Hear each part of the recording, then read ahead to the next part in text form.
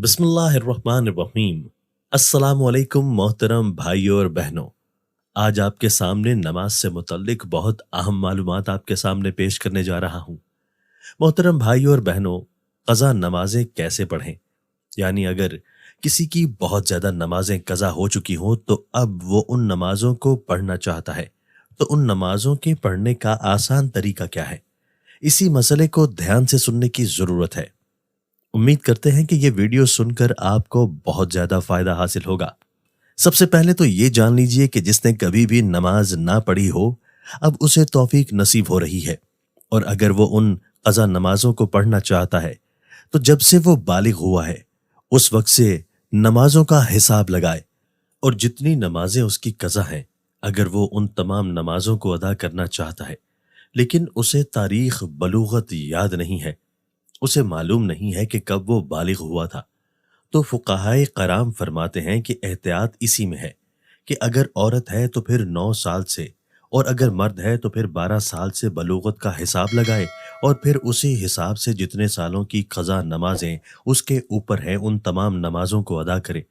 और दूसरी बात ये भी याद रखने के काबिल है कि क़ज़ा नमाज हर रोज़ की 20 रकतें होती हैं, यानी क़ज़ा नमाजों में सुन्नतों और नवाफिल की क़ज़ा नहीं होती है, सिर्फ फ़र्ज़ों और वितर की ही क़ज़ा की जाएगी।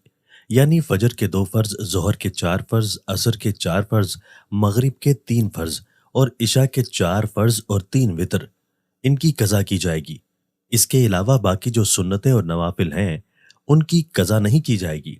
और क़ज़ा नमाज की नियत कैसे करनी है?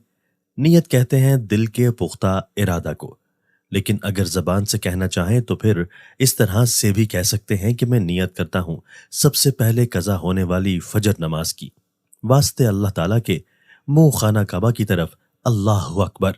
और ऐसे ही ज़ोहर का कहेंगे सबसे पहले क़ज़ा होने वाली असर नमाज की, सबसे पहले क़ज़ा होने वाली मगरिब की, सबसे पहले क़ज़ा होने वाली इशा नमाज की, और सबसे पहले क़ज़ा होने वाले वितरों की। यानी जब भी नियत करेंगे उस वक्त यही कहेंगे कि सबसे पहले जो क़ज़ा होने वाली है, जो नमाज हम अदा कर लेते हैं, वो हमारे सर से उठ जाती है, इससे हम बरी ज़िम्मा हो जाते हैं।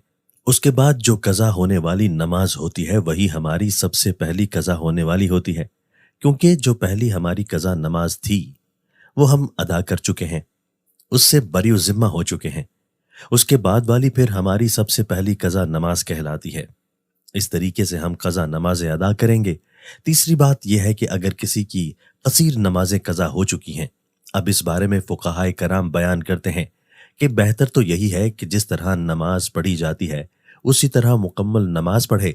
लेकिन अगर किसी की बहुत ज़्यादा नमाजें क़ज़ा हो चुकी हैं तो उसके लिए तख़फ़ीफ़ है। तख़फ़ीफ़ क्या है? सबसे पहली तख़फ़ीफ़ तो यह है कि रुकू में 3 मरतबा तस्बीह पढ़ी जाती है, सुभान रब्बियल अज़ीम, तो 3 मरतबा की जगह 1 मरतबा पढ़े। लेकिन ये बात ज़हन में रहे कि जब वो अच्छे तरीके से रुकू में पहुंच जाए तो तब 1 मरतबा तस्बीह पढ़ना भी काफ़ी होगा, और तस्बीह मुकम्मल हो जाने के बाद समीउल्लाहु लिमन हमीदा कहकर खड़ा हो जाए। इसी तरह सजदे में जो तस्बीह पढ़ी जाती है, सजदे में भी कम से कम 3 मरतबा तस्बीह पढ़ी जाती है, तो सजदे में भी 3 मरतबा की जगह 1 मरतबा तस्बीह पढ़ ले तो ये सजदा हो जाएगा। मतलब ये कि हर रुकू और सजदे में सिर्फ 1 मरतबा तस्बीह पढ़ ले तो काफ़ी होगी। एक तो तख़फ़ीफ़ ये हुई। दूसरी तख़फ़ीफ़, जिस तरह 4 रकत फ़र्ज़ नमाज पढ़ रहा है, यानी ज़ोहर के हैं, असर के हैं, या इशा के हैं, या मगरिब के 3 फ़र्ज़ हैं, उनमें यह है कि तीसरी और चौथी रकत में सूरह फ़ातिहा पढ़ी जाती है। लेकिन अगर किसी की बहुत ज़्यादा नमाजें क़ज़ा हो चुकी हैं तो उसमें यह तख़फ़ीफ़ है कि सूरह फ़ातिहा की जगह 3 मरतबा सुभान अल्लाह पढ़ ले, यानी सुभान अल्लाह सुभान अल्लाह सुभान अल्लाह ये पढ़कर रुकू में चला जाए। दूसरी तख़फ़ीफ़ ये हो गई। तीसरी तख़फ़ीफ़ ये है कि क़दा अख़ीर में, यानी जब नमाज ख़त्म होती है तो पढ़ते हैं अत्तहियात, मुकम्मल करने के बाद दुरूद पाक पढ़ा जाता है, और दुरूद पाक के बाद दुआ पढ़ी जाती है। उसमें यह है कि अत्तहियात पढ़ने के बाद दुरूद पढ़ने की जगह सिर्फ इतना पढ़ ले, यानी इतना दुरूद पाक के कलमात पढ़े, अल्लाहुम्मा सल्ली अला मुहम्मद व आला, ये तीसरी तख़फ़ीफ़ है। इसके बाद फिर सलाम फेर ले, यानी मुकम्मल दुरूद पाक और दुआ न पढ़ने की इजाज़त है, ये तख़फ़ीफ़ है। اس شخص کے لیے جس کی کثیر تعداد میں نمازیں قضا ہوئی ہوں۔ اور چوتھی تخفیف یہ ہے کہ جو وتر نماز ہے تیسری رکعت میں سورہ ضرور ملانی ہے۔ فرضوں میں تیسری اور چوتھی رکعت میں سورہ کی جگہ 3 مرتبہ سبحان اللہ پڑھ لینا کافی ہے، لیکن وتر کی جو نماز ہے اس میں تیسری رکعت میں سورہ فاتحہ بھی پڑھی جائے گی اور دوسری سورہ بھی ملانی ضروری ہے۔ اب اللہ اکبر کہہ کر دعائے قنوت پڑھی جاتی ہے، لیکن دعائے قنوت کی جگہ اگر وہ رب اغفر لی رب اغفر لی رب اغفر لی یہ 3 مرتبہ پڑھ لے یا پھر 1 مرتبہ پڑھ کر رکوع میں چلا جائے تو تب بھی اس کی نماز بالکل درست ہے۔ قضا نمازوں کے لیے اس تخفیف کے ساتھ اگر نماز پڑھیں گے تو آپ کی جو بہت زیادہ نمازیں قضا ہو چکی ہیں وہ بہت جلد ادا ہو جائیں گی۔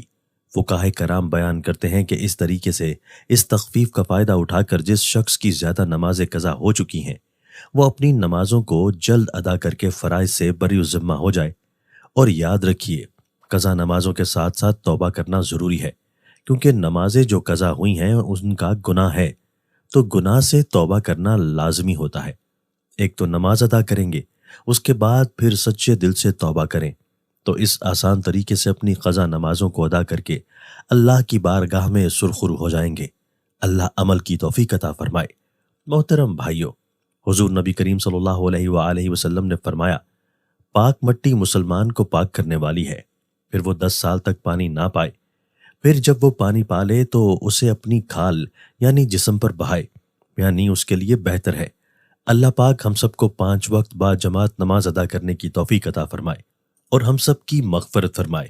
ناظرین، کمنٹ باکس میں اللہ تعالیٰ کے 99 ناموں میں سے ایک نام ضرور ٹائپ کریں۔ شکریہ۔